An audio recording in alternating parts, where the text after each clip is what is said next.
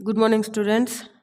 आज हम fundamental of nursing में नेक्स्ट टॉपिक पढ़ेंगे care of dying patient and dead body.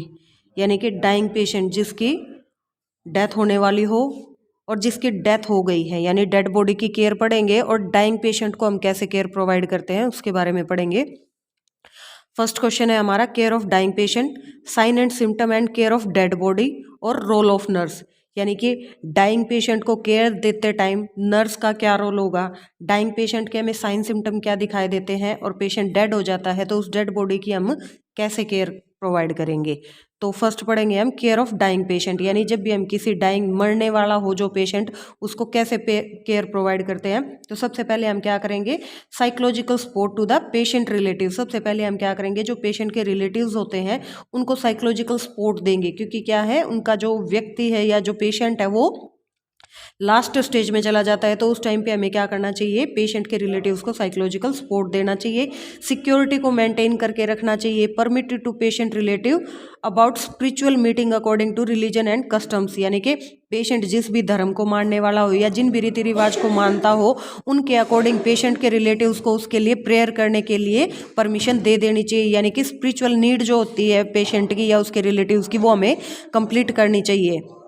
To continue maintain hope of life, इसके साथ साथ नर्स को क्या करना चाहिए, होप ऑफ लाइफ यानी कि जीवन जीने की जो आशा होती है उसको कंटिन्यू मेंटेन करना चाहिए कि आपका जो पेशेंट है वो ठीक हो सकता है। कभी भी डायरेक्ट वे में नहीं बोलना चाहिए कि ये पेशेंट जो है इसकी डेथ होने वाली है। टू कंटिन्यू और टू इफ इनहेलेशन नीडेड, जो डाइंग पेशेंट होता है उसमें क्या होगा, ऑक्सीजन लेवल क्या हो जाएगा, बिल्कुल कम हो जाएगा, रेस्पिरेशन की जो प्रॉब्लम है वो सीवियर कंडीशन में चली जाएगी। तो उस टाइम पे हमें ऑटो इनहेलेशन भी स्टार्ट कर देना चाहिए। The nurse should be arrangement of food for patient and their relatives, अगर पेशेंट खाना खाने के इच्छुक है या उसके रिलेटिव्स हैं उनको हमें फूड की भी अरेंजमेंट करा करके देनी चाहिए। The dying patient should be shift in separate room, जो डाइंग पेशेंट होता है उसको हमें क्या करना चाहिए, बिल्कुल लास्ट स्टेज में सेपरेट रूम में शिफ्ट कर देना चाहिए। To maintain privacy by the help of screen, screen की सहायता से जो है हमें उस पेशेंट की प्राइवेसी को मेंटेन करके रखना चाहिए, क्योंकि जो डाइंग पेशेंट होता है उसके सभी ऑर्गन्स क्या हो जाते हैं, फेल हो जाते हैं। पेशेंट जो है अजीब अजीब साउंड से निकालना स्टार्ट कर देता है।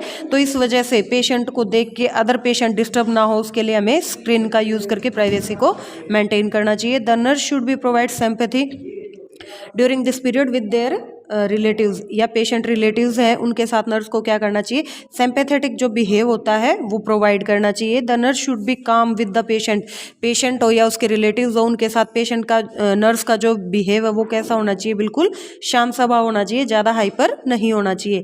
The dying patient relative should be allow near the patient, patient की डाइंग कंडीशन है, पेशेंट मरने वाला है, लास्ट स्टेज चल रही हुई है, तो उस टाइम पे हमें पेशेंट के रिलेटिव्स को अलाउ कर देना चाहिए कि वो पेशेंट के पास रह सकते हैं।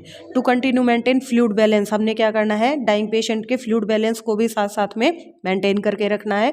To provide continue skin mouth and eye care, हमें क्या करना है, पेशेंट को कंटिन्यू केयर प्रोवाइड करनी है। बेशक से वो डाइंग पेशेंट है लेकिन हमें स्किन की, माउथ की, आइज़ की, पर्सनल हाइजीन जो है पेशेंट की वो मेंटेन करके रखनी चाहिए।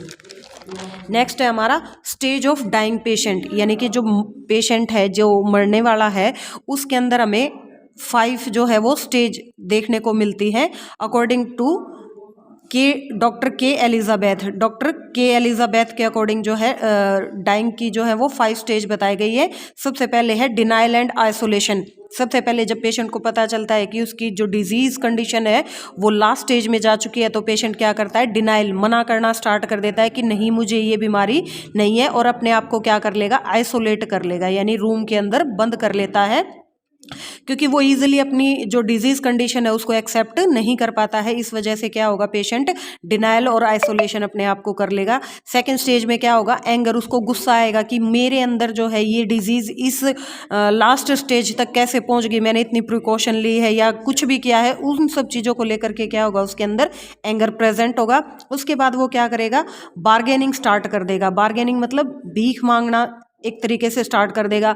हर एक डॉक्टर के पास जाएगा, उसको ये बोलेगा कि मेरा जो ट्रीटमेंट है वो किसी भी तरीके से, कहीं से भी, कैसे भी मेरे को ठीक कर दो, यानी कि एक तरीके से अपने जीवन के लिए क्या करेगा, वो डॉक्टर से बार्गेनिंग स्टार्ट कर देगा। क्योंकि लेकिन क्या है कि पेशेंट डाइंग स्टेज में जा चुका है तो उसका कोई भी ट्रीटमेंट पॉसिबल नहीं होगा, तो लास्ट में क्या होगा, पेशेंट डिप्रेशन में चला जाएगा क्योंकि उसके ऊपर कोई भी ट्रीटमेंट जो है वो सक्सेस नहीं हो पाएगा। तो उसके बाद क्या होगा, पेशेंट डिप्रेशन में चला जाएगा और लास्ट में क्या करेगा, वो एक्सेप्टेंस यानी कि अपनी डिजीज कंडीशन को एक्सेप्ट कर लेगा कि हाँ कुछ टाइम के बाद जो है मेरी डाइंग कंडीशन आने वाली है। तो सबसे पहले डिनायल और आइसोलेशन आएगा, उसके बाद वो एंगर करेगा, डॉक्टर से बार्गेनिंग करेगा, लास्ट में क्या होगा, डिप्रेशन में चला जाएगा और एट लास्ट वो अपने आप को एक्सेप्ट कर लेगा कि हाँ जो मेरी कंडीशन है उसके अकॉर्डिंग मेरी डेथ होने वाली है। जो डाइंग पेशेंट होगा उसके अंदर हमें साइन सिम्टम क्या दिखाई देंगे, ऑलमोस्ट सभी ऑर्गन जो है वो फेल हो जाते हैं डाइंग पेशेंट के।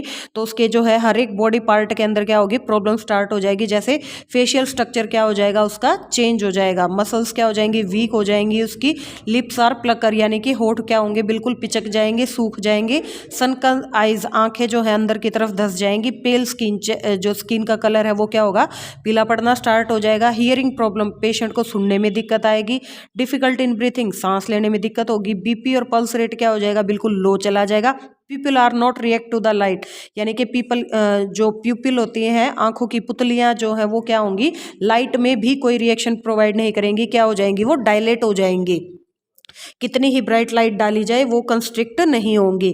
डिफिकल्ट इन स्पीकिंग पेशेंट को क्या होगा, बोलने में दिक्कत होगी, कंफ्यूजन की स्टेज बनी रहेगी कंटिन्यू, हिकअप से हिचके आने स्टार्ट होंगी, वोमिट भी सीवियर कंडीशन में हो सकती है। डिफिकल्ट इन स्वेलिंग सबसे पहले क्या होगा, पेशेंट को कुछ भी जो है खाने पीने में निगलने में दिक्कत आनी स्टार्ट हो जाएगी, कॉन्स्टिपेशन की प्रॉब्लम कंटिन्यू बनी रहेगी, डिस्टेंशन ऑफ एब्डोमेन यानी पेट भी उसका फूलना स्टार्ट हो जाएगा, यानी कि खाना उतना खाया नहीं लेकिन उसके बावजूद भी क्या होगी, एब्डोमिनल डिस्टेंशन की कंडीशन हमें पेशेंट के अंदर देखने को मिलेगी। नेक्स्ट है रिटेंशन ऑफ यूरिन यानी कि यूरिन पास आउट नहीं होगा, डिस्टेंशन ऑफ यूरिनरी ब्लैडर जिसकी वजह से क्या होगा, ब्लैडर के अंदर यूरिन भरा हुआ रहेगा, एंड इनकॉन्टिनेंस ऑफ यूरिन या फिर उसके अंदर क्या होगा, इनकॉन्टिनेंस ऑफ